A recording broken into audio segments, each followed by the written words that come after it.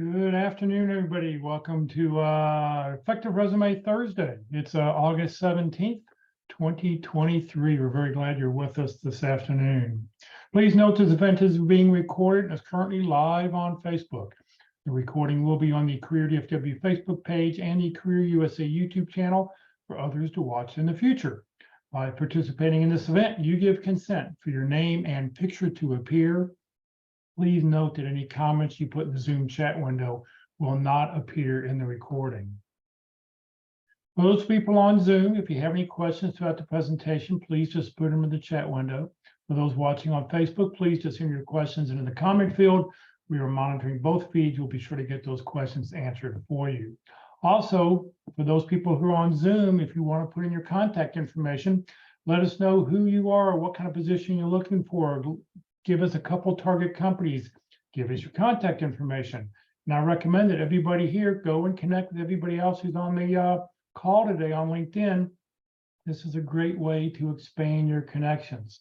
Also, I see a lot of new names and faces I haven't recognized before. Go in the chat window, tell us what city you're watching us from so we know where you're located at. It'd be appreciated if you go do that. All right, well, good afternoon, everybody. My name is Jeff Morris. Back in 2008, I started a website called careerdfw.org, a website to help those who are unemployed in Dallas-Fort Worth area. In 2012, I launched a second website, careerusa.org, to help those around the United States. I have written a book called What I've Learned About Your Job Search That You May Not Know. It is available on Amazon, or if you see me in person, I always have copies with me. Since 2007, I've been facilitating and leading the North Dallas Plano Career Focus Group. That group's been around since the late 1990s. I took it over in 2007. I'll tell you about our program we have coming up tomorrow morning at the end of this session. And since 2017, I've been a member of the practice interview team, also known as the PIC Crew, practice interview team. Remember, your resume and your LinkedIn profile, they're not going to get you a job. But what they will get you is a phone call. How well you practice your interviewing skills, how well you can communicate with the hiring people, that's what's going to get you your next job. So if you want more information, just reach out to dallaspicrew.com and they'll be able to help you there. All right, where our speaker today is Tony Beshara. He's the owner and president of Babich and Associates, one of the largest recruiting firms here in the Southwest. He's been around, I think, since the late 50s. They've been around. This is a pre-recorded session. Tony may or may not be able to join us. It depends on how busy he is at the end of the session to answer questions you've got, but I'll be here to answer any questions you've got. So let me switch over to Tony and we will get started here. Pleasure, Jeff. Thank you so much for having me. It's always fun. And we really appreciate what you do for the community down here and right now all over the country. So I've been doing this since 1973. Our company has been around since 1952. I sit and place people every day, just like all the rest of the recruiters have. I've placed over 11,000 people in the time that I've been doing this. And one of the biggest issues that most job seekers have is concerning their resume. And I make this presentation. We'll go over this presentation. It isn't very long, and then we'll answer questions for as long as everybody would really like. And the top 10 big mistakes of resume writing. There we go. The first mistake is that people overestimate the value of a resume. People have a tendency to think that this resume is going to be this mystical, magical tool that's going to get me a job. A resume is not going to get you a job. Hopefully, it's going to get you in the door. I've known people to spend a week writing their resume. I wrote a whole book on how to write a resume. I've written 4, we can go over all of those later, but that a resume is not a magical, mystical tool. Now you got to have one because, well, we got to have one, but don't overestimate the value of the thing.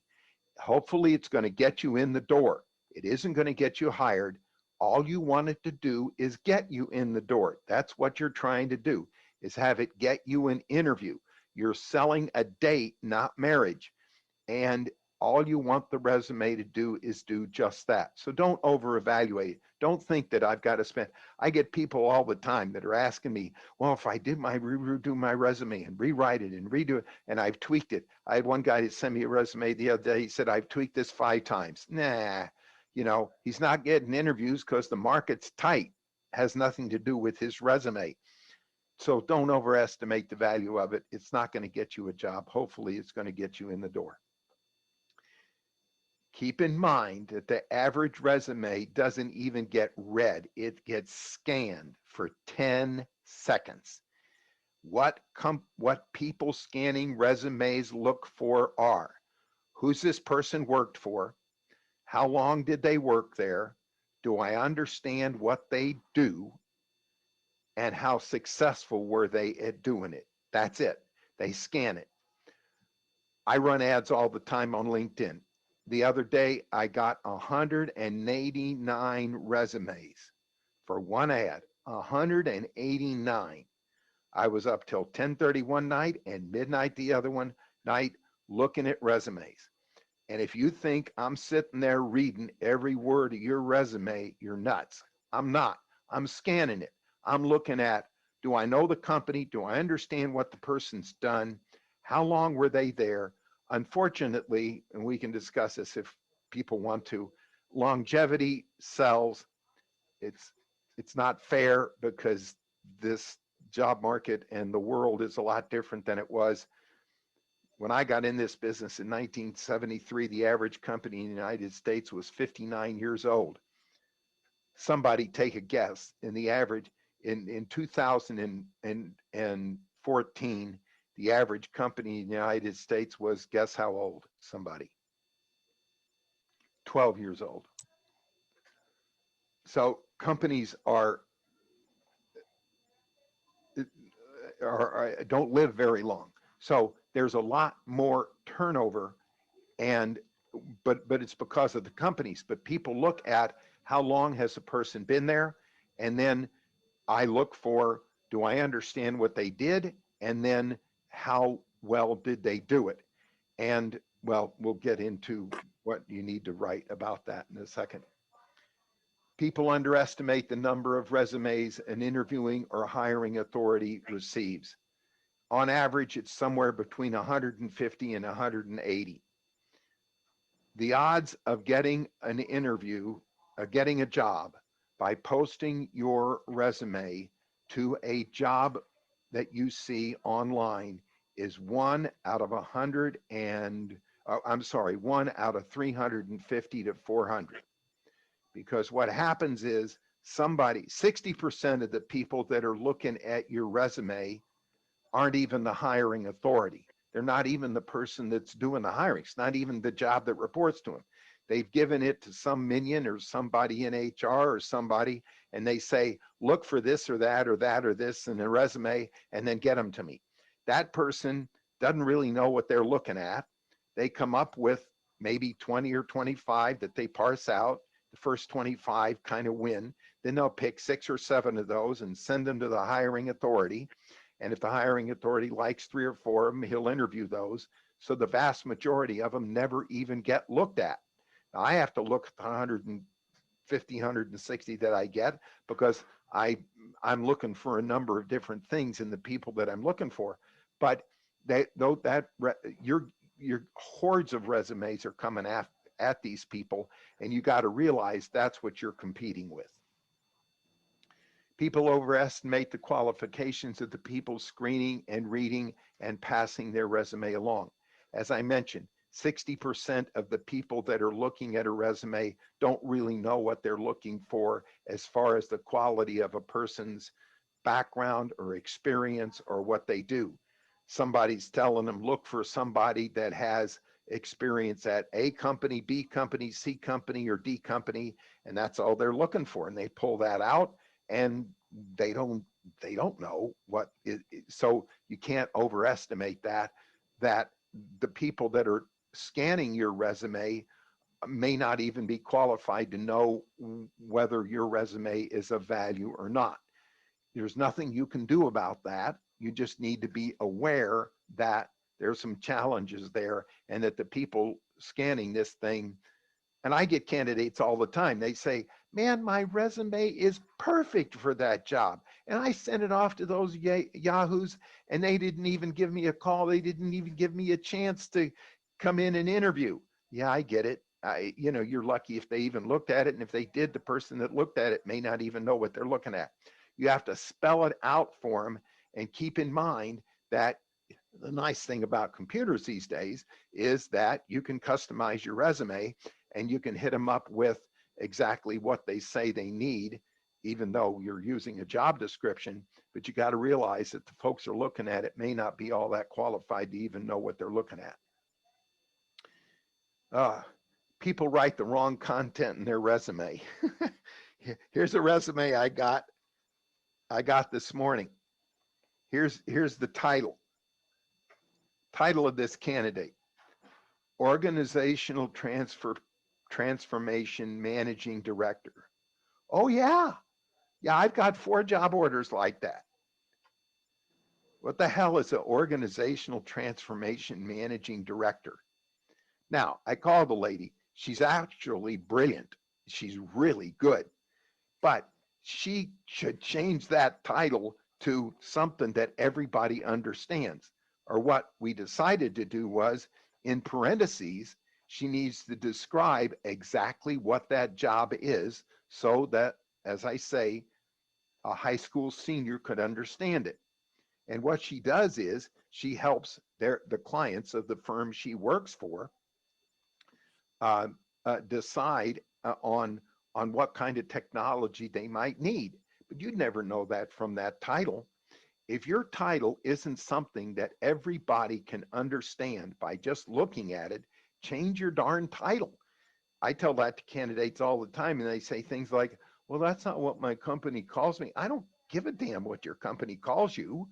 Change your title so that somebody reading it understands. Account manager, account executive. I place primarily salespeople. Account executive, account manager, account director, VP of sales. Lots of people's VPs of sales are just salespeople. So change the whole thing. Just put sales, because that's what the client is looking for. And then in the content of your resume, put a job description that anybody can understand. Now, you got to remember that stories sell and numbers tell. So I always recommend that you got to have your resume full of numbers, and bold those numbers. People like numbers. Their eyes are drawn to numbers. And I know people say, well, if I'm not in sales, I don't have numbers. Figure out the numbers. If you saved your company money, what percentage did you save? How much did you increase their savings? Something to do with numbers. Your resume is being compared to a whole bunch of others. And if your resume is filled with and loaded with numbers that make you stand out, then it's going to be picked up by somebody more likely than good written and verbal communication skills. If I see that again, well, I can't say that because I will see it again, but I want to throw up. That's about the silliest damn thing in the whole world. By the time you graduated from college, if you don't have good verbal and written communication skills, you probably didn't graduate. So put the content in there that somebody, you've got to communicate. This is why you should interview me, because this is what I'm going to be able to do for your company, because this is what I've done for other people's companies. Resume format is distracting. Oh my goodness. I get ones with columns down the side, and they're colored in purple, and they've got people's pictures on them, and they've got their phone numbers down at the bottom of the page when nobody can see it. They've got squiggly lines. They've got flu stuff. They've got clouds. They've got all that kind of distracting junk on there. Don't do that. Simple word format. No columns, no colors, no distracting stuff. I got a resume this morning. The guy didn't even have his phone number on it. If I didn't know him from years past, You're competing with 150 other resumes. If I look at your resume and I can't call you, what do? I press delete and I go on to the next one. You may be the best qualified candidate in the world. Put your name, your email address, and your phone number up at the top of the resume. Your LinkedIn profile doesn't hurt to have that there. And make sure the numbers in your phone number are big enough for people to see on a screen. And don't make them light gray. You may think it's cute, but if I can't read it, or I'm old and my eyesight isn't what it used to be, it's delete and on to the next one. So please keep that format simple. Jeff has an example of a resume that he sent me the other day. Use that, exactly what he tells you to do. It's just perfect. Nice, simple, bold. You can see it, big enough letters that you can read it easily, and you know how to contact people real quickly. Because most of these employers, if they see what they like in 10 seconds, they're going to pick up the phone and call you. And that's exactly what you want them to do. But don't let that format get distracting. You may think it's cute. I'm working on a director of marketing job, and these people are sending me resumes with all this flu stuff on it. And they may think it's cute if you're marketing a car or whatever the dickens you're marketing, but it isn't cute when you're marketing yourself. So don't do that. Oh, cover letters. One of the books I wrote on resumes, this was a number of years ago, but I did a survey of about 4,000 employers that we worked with. And I asked them all about cover letters. The biggest response we got was, I only read the cover letter if I like the resume. So my recommendation is, don't send cover letters. You're going to be emailing most of your resumes. It's not a bad idea to put in an email, here is why you should interview me, and give maybe 4 or 5 bullet points as to why you should be interviewed along with your resume. Sometimes people will look at those bullet points, won't even look at your resume. They'll just call you if you do them the right way. But 4 or 5 bullet points. Don't make it more than that. We have a tendency, when we read on the screen, we don't read on the screen like we read on a book or something in our hand. Psychologically, when people read on the screen, they begin in the middle of the page. Their eyes go to the left, and then it goes up the left-hand margin, and then they look at the top. So that's why you want the most important stuff about in your resume in the very middle of that first page. Objectives, summary, all of that, get rid of that crap. Nobody cares about your objective. They care about their objective. Summary, nobody cares about a summary. I get summaries all the time where they summarize. I got one time. Now, this was a number of years ago. The guy's summary was #1 salesperson in the country. So I call him up. I'm trying to talk to him. He was #1 salesperson in the country in the company he was with 10 years ago. Now, who cares about that?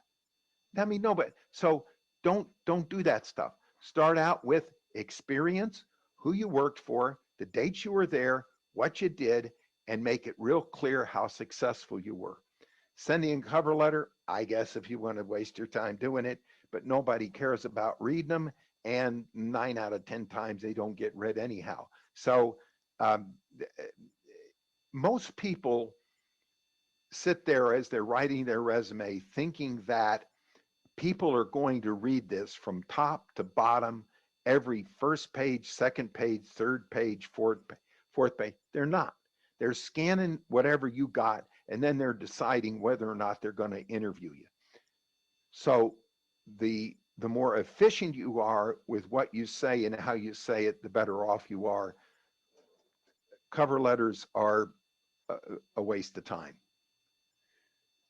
One size fits all resume. Thank God we now have computers. When I got in this business, we didn't even have fax machines. We mailed resumes to people.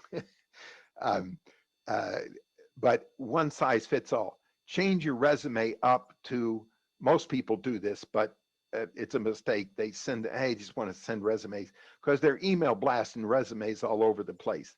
And they got bots now that just send resumes to LinkedIn advertisements and things like that. Try to customize your resume as much as you possibly can. It's not hard to do. You find out what a company is looking for. Um, I've even, we try to talk to a hiring authority to find out what they're looking for. You got to remember that most job descriptions are written by somebody that really doesn't have anything to do with the job. So it's better than nothing to try to match your resume to what the job description is, but you want to try to customize your resume to fit the job, the company, the size of the company, what they're asking somebody to do. But don't have one size fit all and just email blast the thing out, because they're looking at too many resumes. Mistakes: length, objectives, summaries, dates, titles, and some of the basics. Length, I recommend no more than 2 pages, but yeah, I had a deal the other day with a candidate that the company didn't want to interview him because I placed technology salespeople. The complaint of the hiring authority was the guy doesn't seem to have any technical experience. Well, he cut off his resume. He said, I only went back 13 years. I spent 14 years before that as a developer. Well, to my client, that would have been really important. Once I told my client that he had 14 years of development experience, the guy interviewed him. So, uh, that's a tough one. 2 pages, it used to be a rule of 2 pages. I'd say that's probably right. If you have to go to 3, that's probably okay. If you go much longer than that, again, remember they're scanning this, and the further back they go on your resume, the less interested they are. If you have important stuff in your career, like graduated from Yale. I've got a candidate that graduated from Yale. He puts it down at the bottom of the page. I tell him to put it at the top of the page. I had another candidate who graduated from the military academy. He was captain of their football team. And I mean, the guy had some stellar stuff. So I tell him to put that at the top of his resume, because that kind of thing really sells.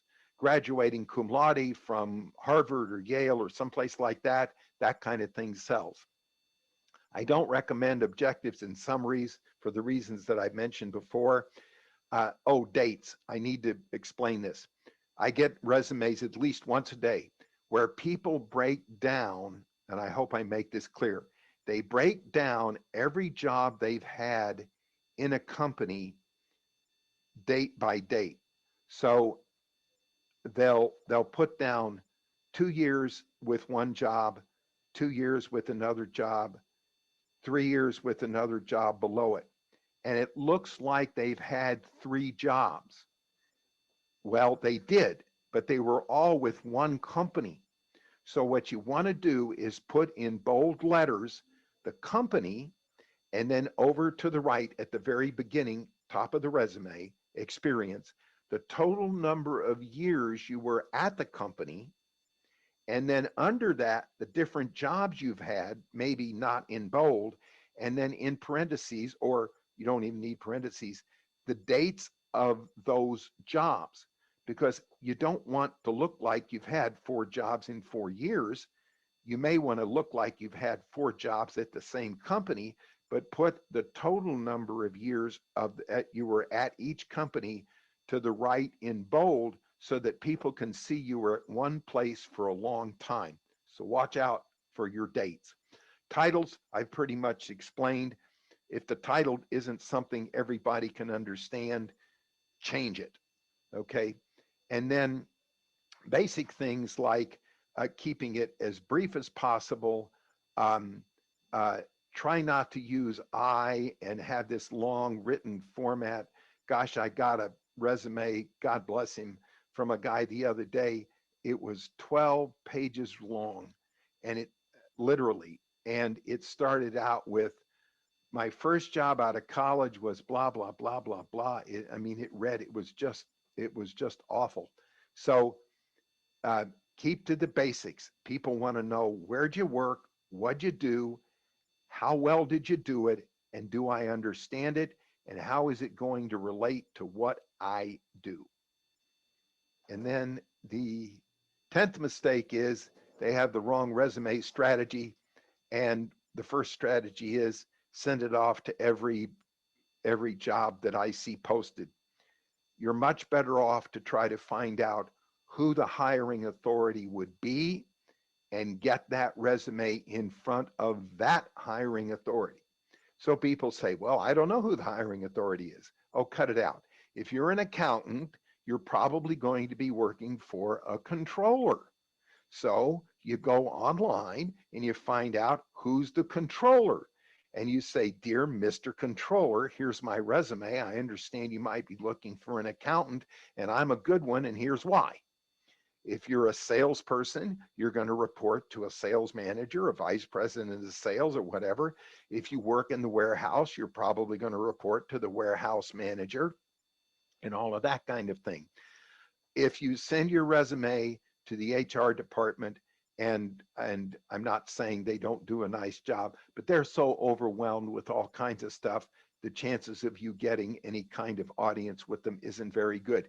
So you got to try to get the strategy of your resume is to get that resume in front of the hiring authority, the person that's actually doing the hiring, so that they are looking at it. And then as you email them that, if you can follow up with a phone call, that's even better.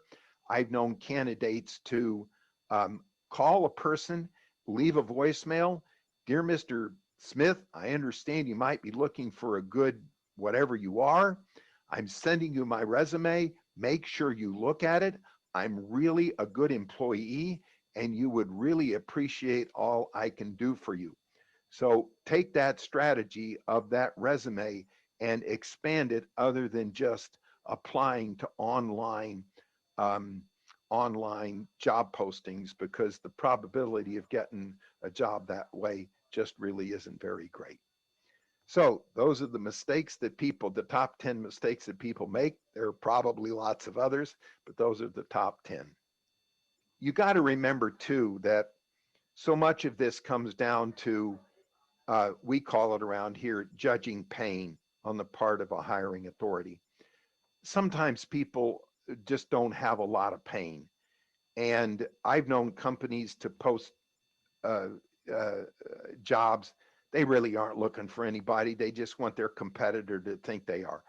Uh, these things are so crazy that you can't control that, and you don't know that. So you do the very best you can with it. But you got to realize there's a lot going on in the interviewing process that you don't know about. You think that there's a sense of urgency. There may not be a sense of urgency. You don't know that. How much pain an employer may or may not have, you don't know that. So there's not much you can do about that. And just do the best you can. And you got to just kiss a lot of frogs before you find the prince. All right, David had a question. For dates at a job, include just years or years and months? It used to be that I have mixed emotions about that. Um, I'd put it this way: if your stints were short, I'd use years. If your stints were long, I wouldn't hesitate to use months. But uh, unfortunately, there is a bias against people that have had short stints, and I understand that. Most employers would like to hire people that have been in their last job for a long period of time, because psychologically they think, well, if they've been in that job for a long period of time, they'll be in my job for a long period of time. But 60 to 70% of the reasons that people aren't in long jobs really isn't the fault of the candidate. So do whatever you think is best. Whatever is going to make you look like you've been in that position the longest, use those dates is what I would recommend. I want to say again that that resume that Jeff has is really it's as perfect as you can get, and it's so simple it's almost stupid. So you know, Right, yeah, keep it simple and important thing, right. All right, so Stephanie says, I'm a freelancer, so my jobs are temporary and sometimes short. yes. Do I include all those? Do I write freelance as my company or what do I do? Okay, absolutely. And put in parentheses contract work. I'm a freelancer. Here are the kind of projects that I work that I've worked on, and then describe the projects in one or two sentences. The kind of people that are looking at your resume know that you're a freelancer, know that you're a contractor. It's no real big deal. Now, the people that are looking for somebody for a permanent job, if they see contractor, contractor, contractor, they're going to be a little concerned about that. I place a lot of IT recruiters, and the concern for a lot of companies and staffing firms, for instance, they're sometimes reluctant to hire a contractor that's been a contract recruiter because those people usually make more money than what a company will pay in a salary. So their fear is I hire this guy or gal, and then somebody comes along and pays them 50 cents an hour more, and they run off to that contract. So, but if your profession is freelance, let people know you're a freelancer and describe the projects, because the kind of people that are going to be interested in you are going to want to know what kind of projects have you done, and that's going to enhance what you've done. Somebody's asking, do we need areas of expertise on our resume? Should we list 6 or 8 bullet points, or 9 bullet points showing? Yeah, that can't hurt, but I gotta tell you, the if they're so broad, they don't say anything. That's the problem you run into with a summary, and let alone objective. The summaries are usually so broad. You know, if you're the number one sales guy in the country, I want to know where were you that. So you want to put that point in in the body of where you worked. So if you worked at XYZ company and you were the number one sales guy in the country, that makes sense. When you just put that up there, usually people put it at the summary at the top, that has no context. It doesn't mean anything. It's like words of persistence, determined, yeah. Well, what's that mean? I wake up every morning. I eat breakfast. I mean, that doesn't mean anything. Uh, and so when you're going to put those kind of things, um, I don't think they do any good for you unless you put them in the context of the particular job that applies to that particular trait. Okay. So leading up, the next following up is, do I need a list of soft and hard skills? Should I have a section for soft and hard skills? Well, uh, you know, uh, soft skills like hard skills like um, I program in COBOL shows you how old I am, right? Uh, that okay, that's a hard skill. I got it. Um, um, uh, those kind of skills, yes. Soft skills like good communication skills, good written and verbal communications, empathetic. Uh, I don't know, whatever kind of soft skills you want to think of. Eh, you know, I don't know that gets you anywhere, um, because it doesn't say anything. All right. Okay. Next question. Somebody said, I've only worked abroad in France, so the Mhm. companies are going to be unknown here. Does it Yes. mean I have zero chance for my resume being read and catch attention? Oh, no, not at all. Just explain what the companies are and put in parentheses company in French in France and what the company did. And, don't write your resume in French. But other than that, uh, just tell them what the companies did. That if you put, like I told this lady today, if she puts in parentheses what she did at that company and puts it in one sentence that anybody in the world like me could understand it, then you're all right. Look, there's 1.7 million businesses in the United States. Nobody knows what those companies do. And I get this all the time. Jeff and I have talked about this before, but when you put down your company, you got to tell people what your company does. And if you work for a big company like an Oracle or a American Airlines, you got to tell people what you did at that company. So on the one hand, if you work for a company that nobody ever heard of, put in parentheses, or not even in parentheses, put in a sentence right after the company, a company that does placement and recruitment in Dallas, Texas, because they never heard of Babich and Associates. So that's not, that's not that big a deal. And if all the places you've worked for have been in France, I would try to go on Google, or go not only on Google, but maybe on LinkedIn, and try to find all the French companies that might have offices in your part of the world, because we do business with some French companies, and the the culture at a French company is quite different than it is an American culture. And it's true with most foreign companies.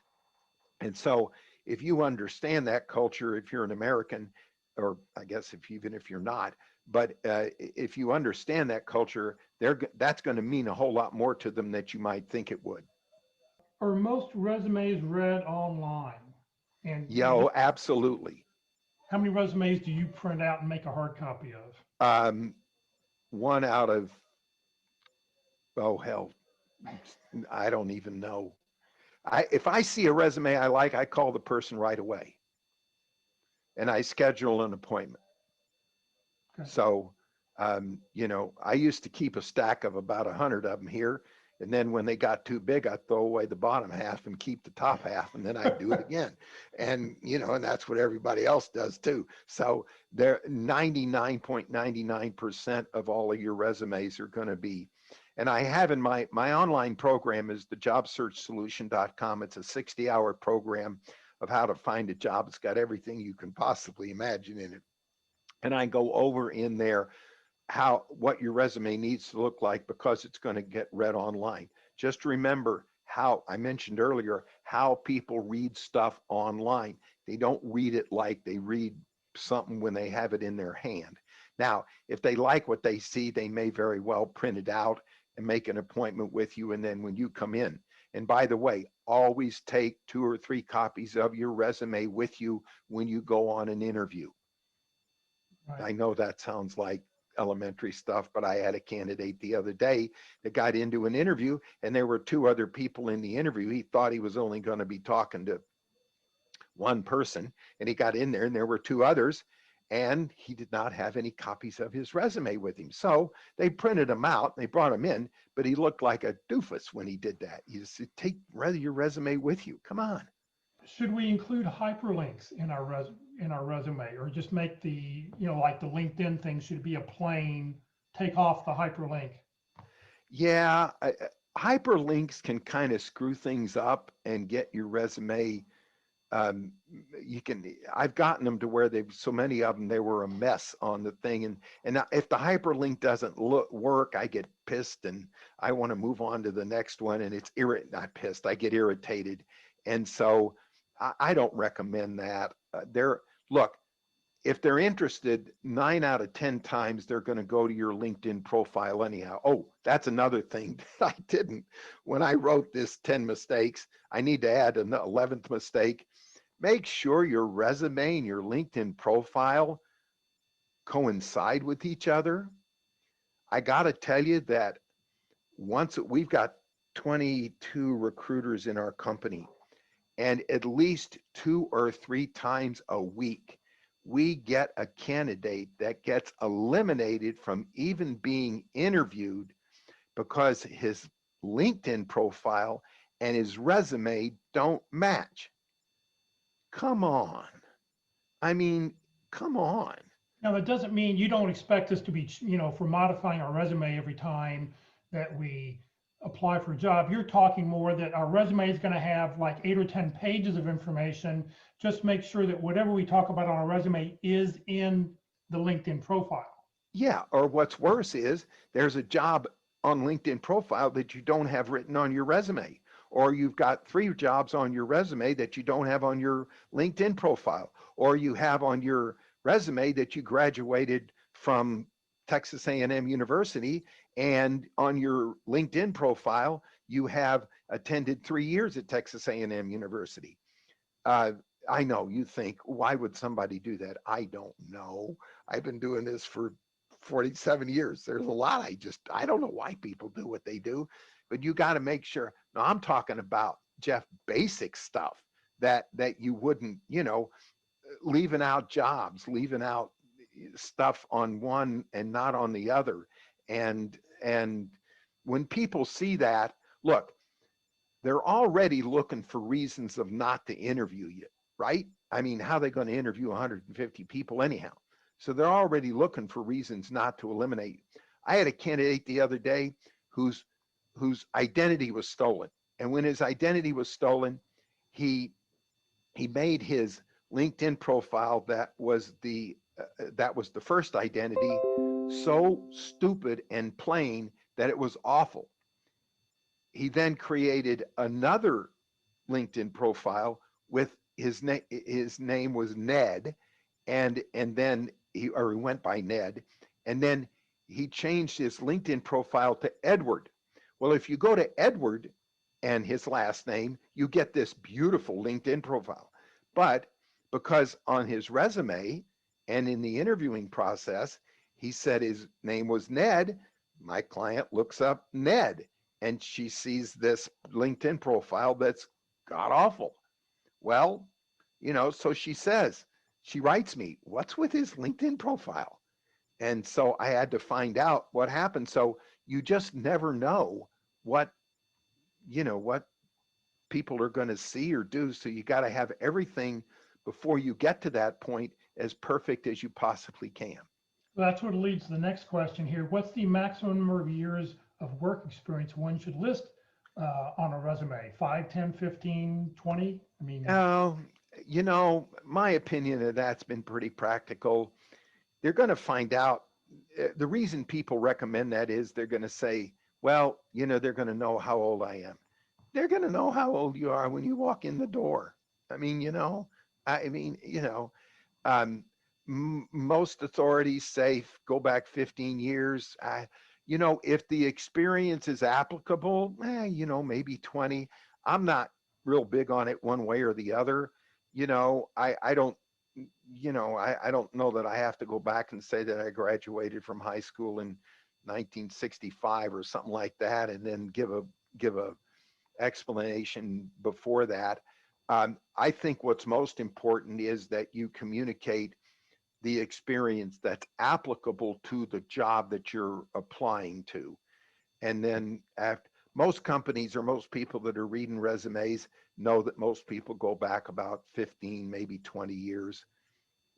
I think, what we talk about in the other resume class when Carol's teaching it, she talks about that after you've listed maybe 10 or 15 years, that if it's something relevant and it's something that you may talk about in an interview, you should have a section called prior work experience.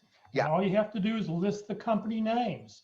You don't even have to list what exactly you did. You don't have to have any bullet points, but you just show that you've worked at other companies so that if you were to bring up a star story during an interview, that would then quantify, it'd be like, oh, okay, you did this at this company here. Yeah, that's a real good point. And I've had candidates where at the bottom of their resume, the second page, they list the companies they worked for before, but they don't list much of what they do because it's not that applicable to the job we're applying for. And so that's probably pretty good, Right. Okay, I've been a hybrid in my last 2 jobs. For example, I was an HR/accounts payable person. How should I title that? HR/accounts payable. That pretty simple, you know, and then describe what you did and how you did it. And, you know, the people that are looking for somebody in HR are going to look at the HR stuff. The people that are looking at accounts payable are going to look at the accounts payable stuff, and, you know, because they're going to find that out anyhow. Right. Okay, I think I know the answer to this next question, but I'll go ahead and ask it to you anyway. Is it fine to use mild colors to highlight job titles? I guess if you like it, you know, but I'm not big on that. I'm big on bold and black and light and not bold and black, but, you know, it isn't going to make any bit of difference. That's the problem, you know. Okay. And the reason that I mentioned about colors before, sometimes colors come across as a screen. I got a resume the other day where the candidate's phone number was in light gray. And I had to strain and lay up to get to look and see. And the numbers were so small, I couldn't tell whether it was a 5 or a 6. Now, come on. Make it easy. Would you recommend keeping your LinkedIn profile robust and your resume simple and specific to the job applying to? Yes, I'll tell you that right now, Courtney. Yeah, Yes. yes. Tip number 11 was what? I forget what tip number 11 Oh, was. tip number 11 is make sure your resume and your LinkedIn profile coincide. Coincide. Okay, we're sort of good. Just one of the things I talk about, and you know that I mention in the other classes we do with Carol on Thursdays, is that you should probably have like a master resume. Think about this. Put together everything you've done since high school. Make a big resume with 8 or 10 bullet points each one, all the dates, addresses, who you report it to, and then when you see a job description, go and eliminate everything that doesn't directly relate to that job description. Because I think the most important thing Tony said is your resume doesn't get you a job. Your resume gets you a phone call. And if Tony sees your resume and goes, oh, I want to talk to this person, what's he going to do? He's going to immediately pick up the phone and call you. So that's, I think, the key you have to remember with resumes is that it's just it's a fishing hook, you know? Yeah, and you never know why. I pulled out a resume of a guy the other day. He said, you're the only recruiter that called me, and I sent it to 50 of them. I said, well, I like your longevity. He had 10 years at a place that's very hard to work for. Now, had I not been here for the number of years I have, I wouldn't have known that that's a hard place to work for. But I liked that he had been there for 10 years. And the whole reason that I called him was when I go to present this guy, I can say, look, he spent 10 years at a hellhole. And if he could survive 10 years at a hellhole, he can survive any place. Well, so they look for different things to people buy for different, all kinds of crazy reasons. And I had a candidate the other day where she worked at the same place twice. She was hired back. That is a high compliment. Most people don't get hired back at a company unless they were a good employee, because if they weren't a good employee, they're not going to get hired back. And she worked at the same place twice. Well, that sells. I can sell that to somebody. So you're never really sure what that person on the other end of who's ever looking at this is gonna be interested in. And that's why sometimes I've heard a good question when you get that phone call from Tony and he goes, and he's asking you about what you've done. I would go and ask Tony, so Tony, what was it about my resume that made you call me? Yeah, exactly. And I will tell candidates when I call them, here's why I called you on your resume. Can you tell me a little more about this? Because I'm trying to get to what you do. There's a firm here in town that has a number of different divisions. And I got a resume the other day from a candidate that said he was a salesperson there, but he never really said what he sold. So I called him up and I said, I'm familiar with your company. What did you sell there? Well, he happened to sell something that I need. So, man, I brought the guy in. Well, if I hadn't known the company, unfortunately, so you got to be real specific. You just don't know who's going to buy and why they're going to buy. All right, that is Tony's presentation. There are a bunch of questions here. Let me pop up. I think here you all will be able to see this resume. This is that sample resume that I put in the chat window, and I'll give you a place where you can download it here, or if you didn't get to it. So the first question I see Deborah asked, is it better to have a one-liner achievement bullet, or on work experience you use 2 lines? As you see here, 1 or 2 lines, both of them work. It just depends. The important thing is that you give me a result, that you tell me this is what you did, resulting in, and a result, because we need to see what it is you've done. You don't want this part to read like a job description. You want to give me these are the things I can do for you because I've already done them at this other place. Let's see here. What's the best way to, Arthur asked, what's the best way to list a job history that was a result of 3 buyouts? So as I show here, company B, here are a couple different ways to do this. You can say company B acquired by company M in 2013, or whatever it is. You can put down, or you can put down the name of the new company. You can flip-flop those sayings one way or the other. I would use whatever the most famous name is. We had a candidate several years ago who used to work for Campbell Soup, and then it changed, bought by a second company, which then bought by a third company.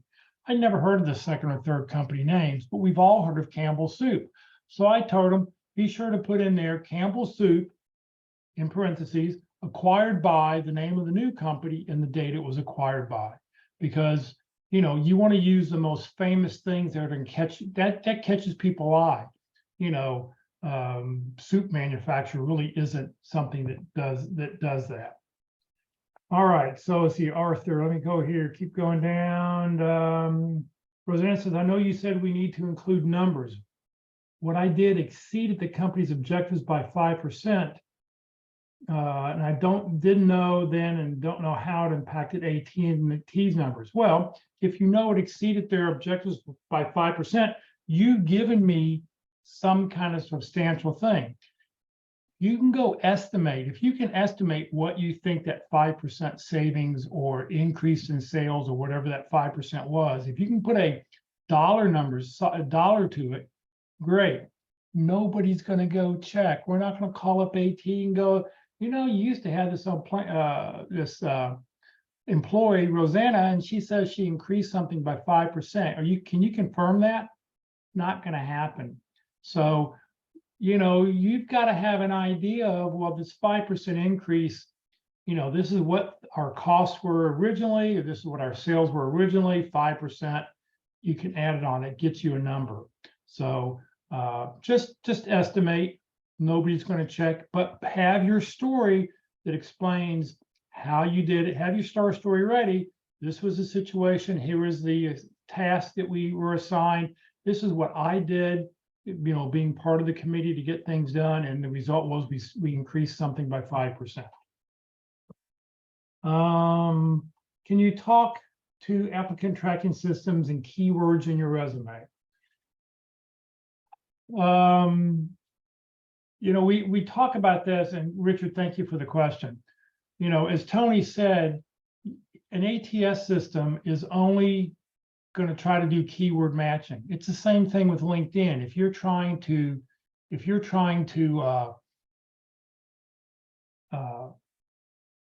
LinkedIn, if a recruiter is trying to find you, they'll type in a job title and maybe a couple skills. And then it just depends what LinkedIn shows them as being the most accurate. If you follow the company, you have a better chance of being seen. If your keyword shows up 3 to 5 times in your resume, in your LinkedIn profile, you have a better chance of being seen. So it's the same kind of thing here with your resume and job description. We tell people with their job description, they should get a yellow marker, print out the job description, and highlight the important things that you think are the most important things in that job description. Then look at your resume. Do I have those words in my resume exactly as seen, so that it'll be a good match and people will be able to see? If they're calling the job a customer service representative and you say you're a customer service rep, the computer may not match it because they won't see the terminology. But if you put in parentheses that this job title is the same as that job titles, there's a possibility, there's a way to do it. So, you know, your chances of being, you know, an ATS system, your chances of you being seen by an ATS system, or that the ATS system flags you to be seen by a recruiter, is less than 1 to 2%. Not much at all. It means you got to submit 100 resumes to maybe get one phone call. But if you can submit your resume and then go through LinkedIn and try to find somebody in the company who can walk your resume to the recruiting department or push your resume to the hiring manager or give you more information, that 2% could go up to almost 50% chance of getting a phone call. Companies prefer to hire people that other people in the company already know, than instead of just hiring somebody off the street. Let me keep on going down here. Rosanna, let's see here, email. Okay, Rosanna says, if a person's education is the most relevant to the position the one's looking for, should it go before the experience section? If you recently graduated, so let's say you went back, you know, you had your degree is from 10 years ago or 15 years ago or 20 years ago, but you recently went back and got an MBA and you graduated in the last 2 years, I would put that at the top. I'd put that before experience, because you want to say that you recently just graduated MBA with, doing the following things. If your degree is from 10, 15, 20 years ago, you put it at the bottom of the resume. That's where recruiters are used to seeing it. And they just want to see, our minimum requirement is you have this and you have that. I know there was this job candidate, I was on this phone call with somebody once, and he didn't get the job because he didn't graduate college. But he had 30 plus years experience doing exactly what they wanted. But because he didn't have a college degree, they wouldn't look at him. Now, that's got to be the stupidest company I've ever seen, because we all know college doesn't prepare you for working life.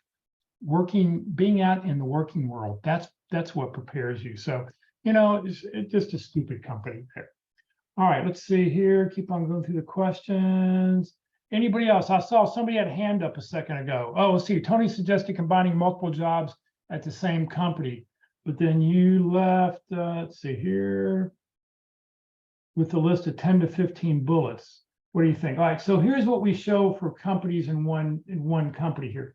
So look right here, look in this little section right here. So company B, and he's got the total years this person was working there. And then he did 2 different jobs. This person was a business analyst from 2012 to 2014 and a system engineer from 2010 to 2012. So they had 2 jobs in one company.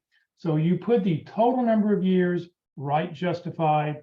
You keep the years for each job right next to the job is all you have to do. That's what we really recommend, because that way, if you put those other jobs, 2012 to 2014 out here and 2012 to 2010 over here, this could have made you look like, oh, 2 years, what is this? How come this doesn't match up? So by putting this down next like this is good. The other thing we also recommend, and Tony recommended too, being 1.7 million companies out there, is put a one-line description of who the company is.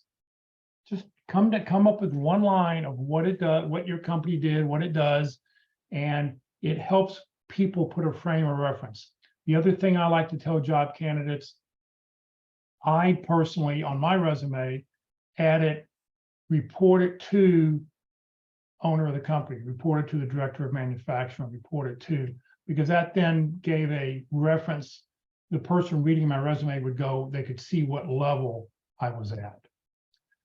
Anybody else have any questions? I saw a hand. Deborah, you had your hand up earlier. I don't know if you still have a question. You're welcome to unmute your mic now. Hi, actually, this is Kim Jones. So for some reason, I always get logged in under my wife's name. Oh, that's okay. I was it was me that was asking the question about the combining the bullets for multiple jobs at the same company. So you answered that very nicely. Thank you very much. Great. All right. This template, like I said, I did put this template up in the job description. So hopefully it answers, or up in the chat window.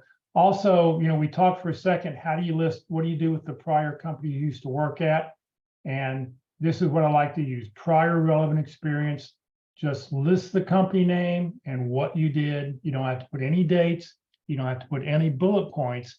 But what you do is, what you've now done is you've given permission that if you have a star story from back then, you can talk about it in an interview. If you're in an interview and you don't have to list it and you say, well, back when I worked at GE, you know, here's the situation, task, action, result. They'll go, well, I don't see that on your resume. Where was that? You'll confuse a hiring person or a recruiter person or whoever's interviewing you. So that's why you always like to say, just put a section, prior relevant experience, list anybody that you may be able to talk to. In fact, you could probably put, you know, all that on your company D, large telecommunication firm on one line if you needed to, just to make things easier. All right, any other questions?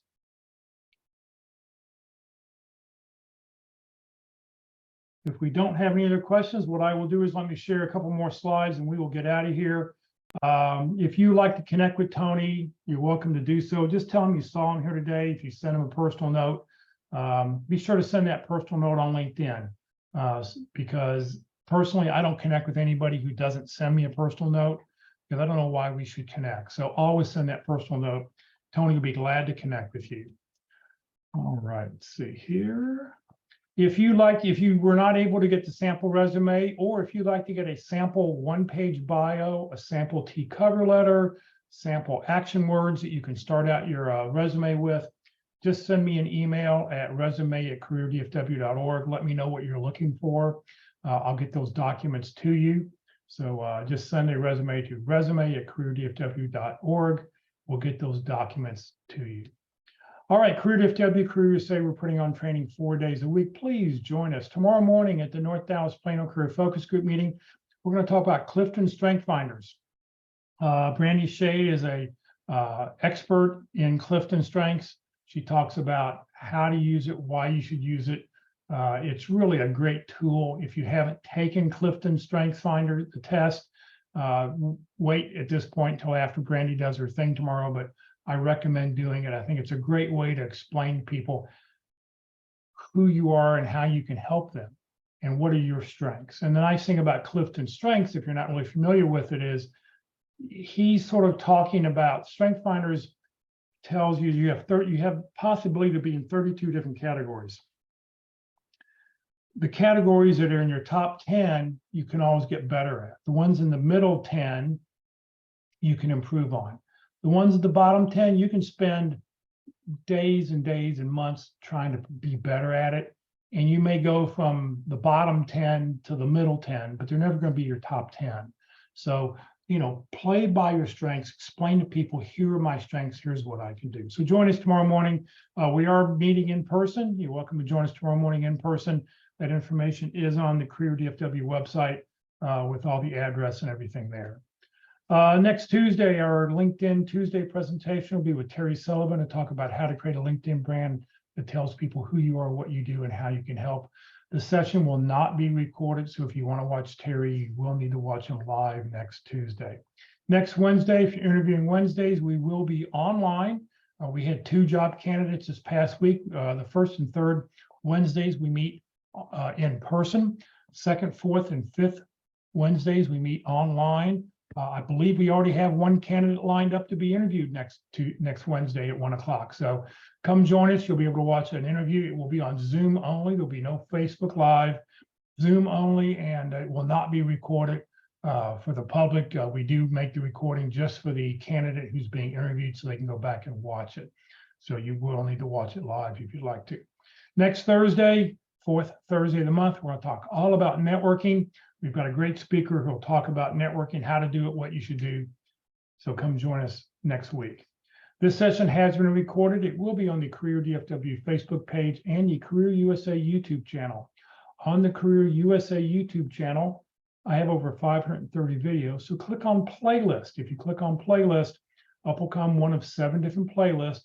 Pick the one you want, in this case, effective resumes. And down when you see that red arrow, click on view full playlist, and up will come a list of the dates, the speakers, and what their topic is. Please note, it'll take a couple hours for this one to get up there, so this should be up by 4 or 5 o'clock this afternoon.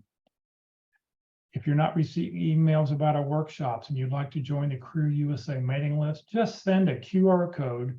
You just scan the QR code. If you scan it with your phone, it'll open up an email. Just hit the send button. You don't have to do anything else but that. Or if you want, just send a blank email to Career USA, the + subscribe at groups.io. You'll never be spam, but what you will get is the topic of the day, the title of the day, and most importantly, the Zoom link of the day. That way you can open up the Zoom link and be able to join us for our sessions. Please remember, Career DFW, we're a 501c3 nonprofit organization. We have no full or part-time employees.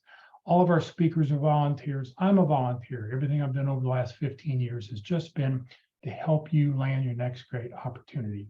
So thank you very much for joining us, everybody. Have a great Thursday afternoon, and we hope to see you tomorrow morning or one day next week.